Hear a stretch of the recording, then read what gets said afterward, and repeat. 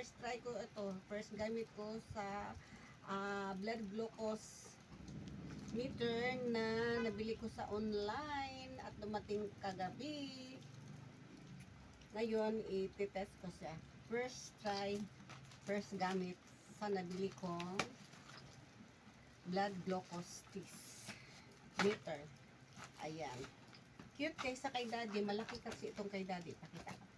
Ito ang kay dad, oh. Itong ginagamit ko. Pero nagbili talaga ako ng sa akin kasi sa kanya man yun. Tapos ano po, ubos na ang kanyang strips at saka yung needle. Ito sa akin maliit lang, oh. Malaki yung kay dad. Ayan, ito. Tapos ito ang gagom niya. Anong name nito? Twist Lancet. Ayan. Tapos i-ano ko dito. Mag-blood test ako, blood sugar test ako kasi ito, fasting meals kasi nagkain ako 2 oras nang nakalipas. 9 naman, 9. Ako? 7 kanina, 7 tapos 9. Ayan.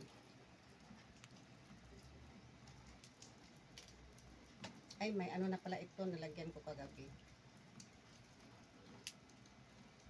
1 lang. Tapos mag-ano ako ng alcohol. Yan.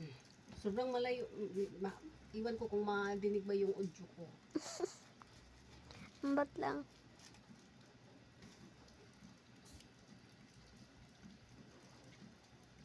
Tapos ito.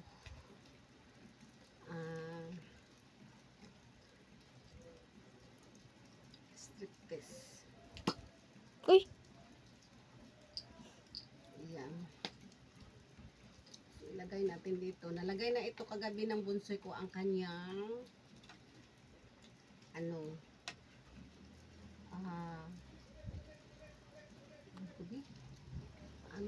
kalimutan ko ang kanyang battery. Tingnan ko muna kung ano ang unang i-insert. Kaparas ramang Japon? Siguro? Ito.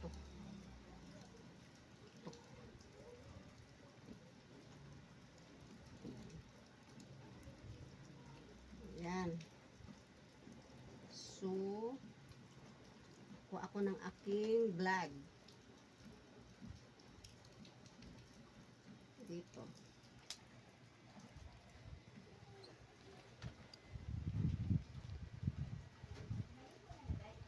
Yan, konti lang.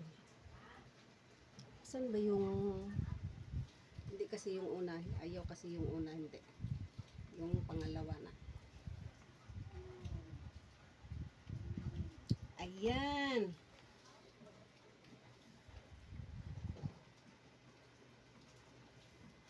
Ayan. Natin kung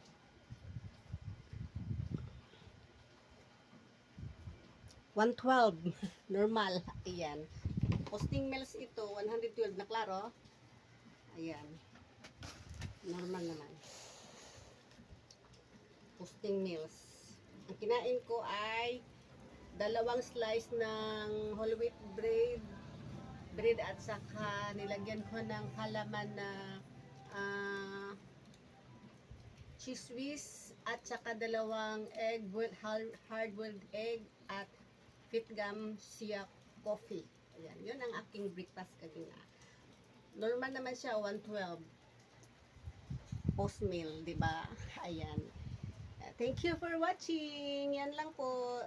Kita ko lang sa inyo ang aking bagong paraphernalia sa aking blood glucose test. Ayan.